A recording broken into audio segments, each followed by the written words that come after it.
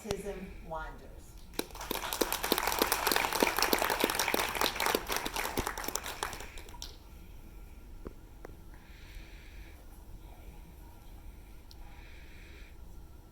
Hi, my name is Debbie O'Fee. I wanted to tell you a little something about myself and my journey. My whole life people always told me, you should write a book. I don't know if it was because of my writing ability so much as my animated way of telling a story. I think I've decided it's a combination of both. My dilemma was I never had anything I felt passionate enough about, and then along came my son Ryan, who was diagnosed with autism a month before his 3rd birthday. I started keeping a journal of him and our family's responses to him, the result of which is this book titled, I'm Sorry Jimmy Muscle, Why My Son with Autism Wanders.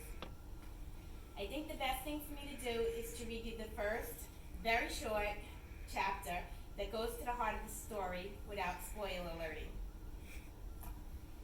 In Maspeth, where I grew up, there was a boy named Jimmy.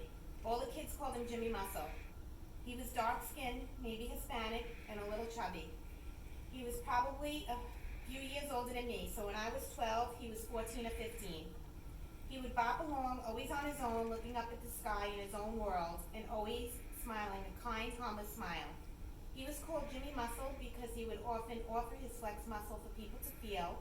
Then he would ask if he could feel their muscle. He'd say almost painfully slowly, "Can I feel your muscle?" Thinking back to the 1980s, I don't remember hearing clinical diagnoses of Jimmy's behavior.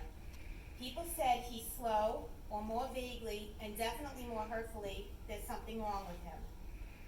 I didn't hear the word autism until Rain Man was released in 1988. Today I believe Jimmy had autism. I'd like to claim that while the other kids made fun of him to his face by imitating his slow speech, I would jump to his defense and tell them to leave Jimmy alone. But I would be lying. Even worse, when Jimmy approached me to ask if he could feel my muscle, I used to scream and run away from him. He didn't realize that the other kids were making fun of him, but he knew by my reaction that I wanted nothing to do with him. And maybe because of the age, I used to let out an exaggerated scream and run, probably to get more attention from the boys. I was never fearful of Jimmy. He just couldn't be. Jimmy was the gentlest soul that ever walked the earth. His smile was filled with absolute kindness. Even when the other kids were making fun of him, he kept that big smile on his face. When I'd scream, I can remember not so much an expression of hurt on his face as confusion. How could she not want to feel my muscle? It's so much fun. My son Ryan was diagnosed with autism.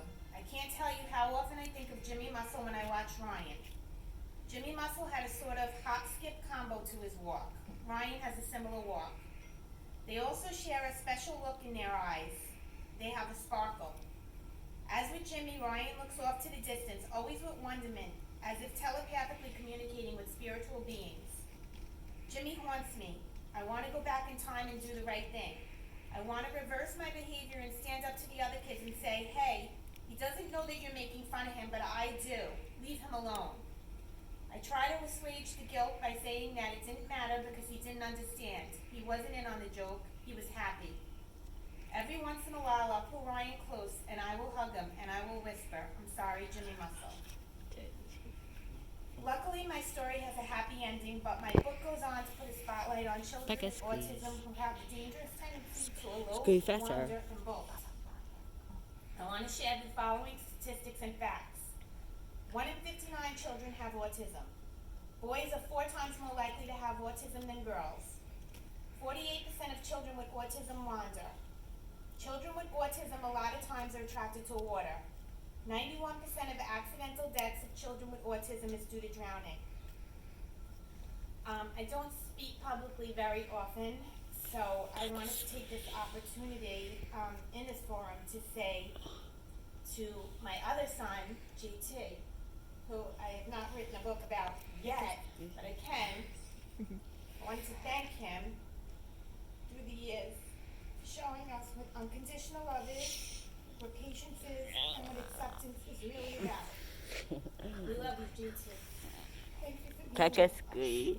And I just want to thank everyone else for allowing me to share some of the things I've learned about from the most beautiful teachers I've ever had. Thank you.